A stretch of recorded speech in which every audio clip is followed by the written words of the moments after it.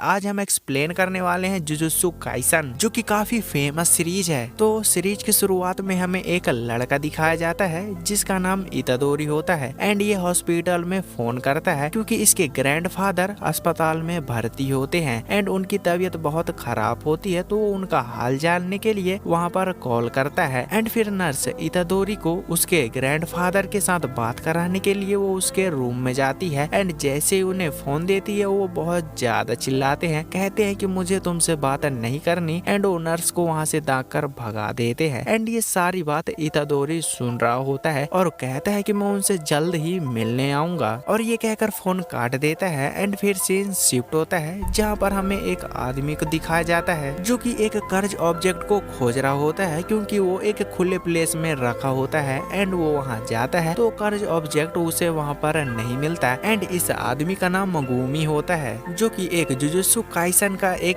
Student होता है। फिर हमें अगले सीन में इतादोरी को दिखाया जाता है जो कि अपने दोस्तों के साथ गेम खेल रहा होता है एंड वहीं पर एक टीचर आता है एंड उनसे कहता है कि तुम ये जगह अब खाली कर दो, ये जगह अब लड़कियों की चेंजिंग रूम बनेगा। लेकिन वो लोग मना कर रहे होते हैं एंड वो कहते हैं कि हमारा ग्रुप बहुत ही अच्छा है, हम बहुत अच्छे काम कर रहे हैं, हम ये जगह नहीं छोड़ सकते। लेकिन उनका टीचर कहता है कि ऐसा नहीं हो सकता, तुम्हें ये जगह खाली करनी पड़ेगी एंड वैसे भी इतादोरी तुम इस ग्रुप के मेंबर नहीं हो। तो इतादोरी कहता है कि मैंने फॉर्म में इसी ग्रुप का नाम लिखा था एंड मैं एक रिसर्च टीम में शामिल होने वाला था एंड फिर वहीं पर एथलेटिक्स टीचर आता है एंड इतादोरी को बताता है कि हमें तुम्हारी जरूरत है, इसलिए मैंने तुम्हारा रिसर्च टीम से नाम हटाकर एथलेटिक्स टीम में नाम डाल दिया था। और ये बात सुनकर वो टीचर भी हैरान हो जाता है कि ये सब गलती एक टीचर की थी। एथलेटिक्स टीचर उसे इसलिए टीम में लेना चाहते थे क्योंकि वो खेल में बहुत ज्यादा फेमस था, इसलिए एथलेटिक्स टीचर उसे चाहते थे कि हमारे टीम में हो एंड फिर एथलेटिक्स टीचर उसे चैलेंज दे देते हैं कि तुम मुझे कभी भी नहीं हरा पाओगे। तो फिर इतादोरी भी मान जाता है एंड उनका चैलेंज एक्सेप्ट कर लेता है और फिर सीन शिफ्ट होता है जहाँ पर हम मगिमी को देखते हैं और वो उसी कर्ज ऑब्जेक्ट को खोज रहा होता है। तो वो इतादोरी के स्कूल में पहुंच जाता है एंड वहाँ पर और भी बहुत सारे कर्ज होते हैं एंड फिर सीन शिफ्ट होता है जहाँ पर इतादोरी और एथलेटिक्स टीचर के बीच में कंपटीशन हो रहा होता है एंड वहाँ पर मौजूद सभी लोग इतादोरी की बातें कर रहे होते हैं कि ये काफी ज्यादा पावरफुल है एंड इतादोरी सच में बहुत पावरफुल होने के कारण वो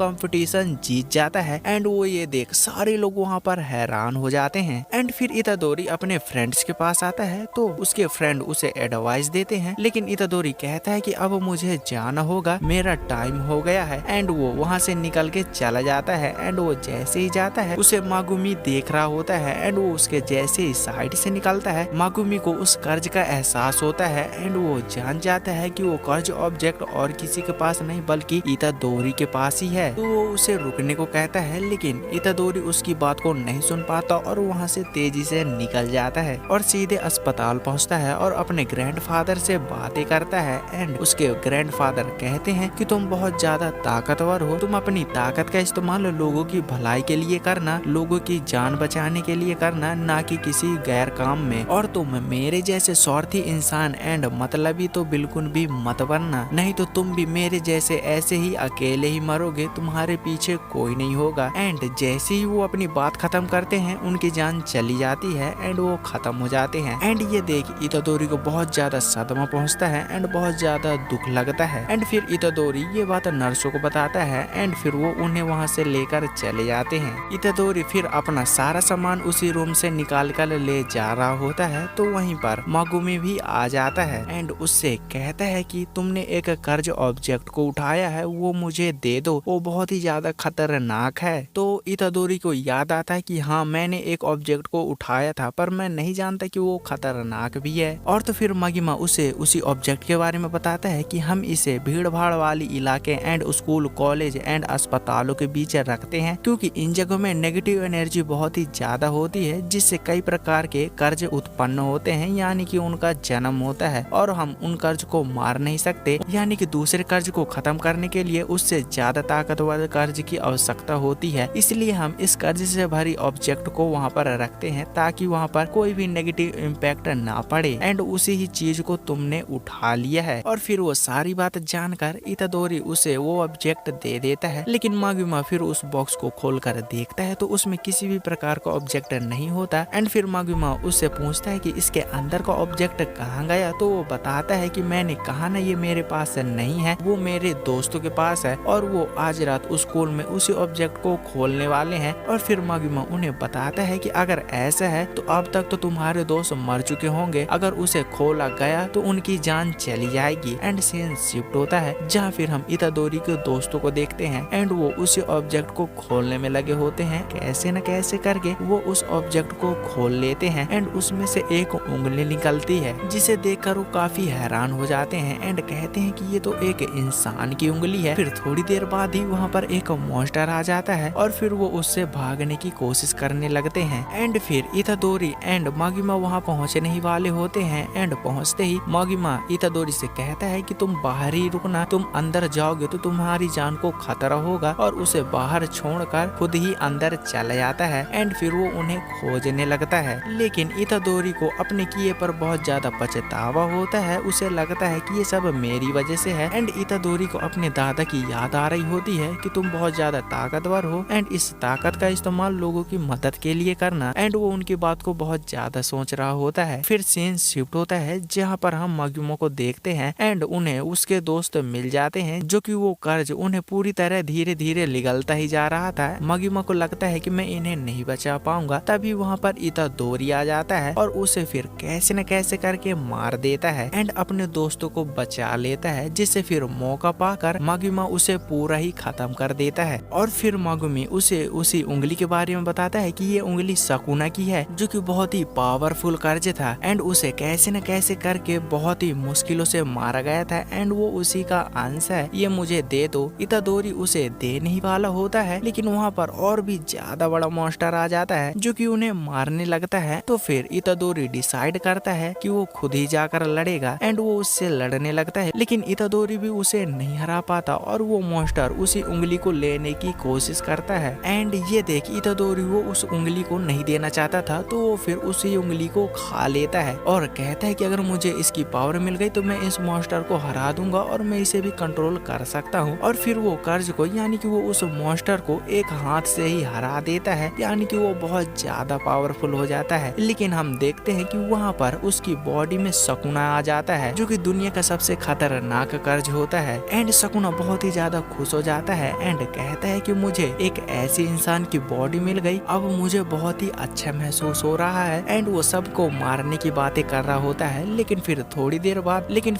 देर बाद इतादोरी सकुना से बातें करने लगता है एंड ये देख सकुना बहुत ज्यादा हैरान होता है कि मेरे होते हुए तुम मेरे को कंट्रोल कैसे कर सकते हो। एंड ये देख मागुमा उससे कहता है कि अब तुम इंसान नहीं रहे हो, अब मुझे तुम्हें मारना होगा। एंड फिर यहीं से स्टोरी खत्म हो जाती है एंड आगे क्या होगा ये आपको अगले एपिसोड में पता चलेगा।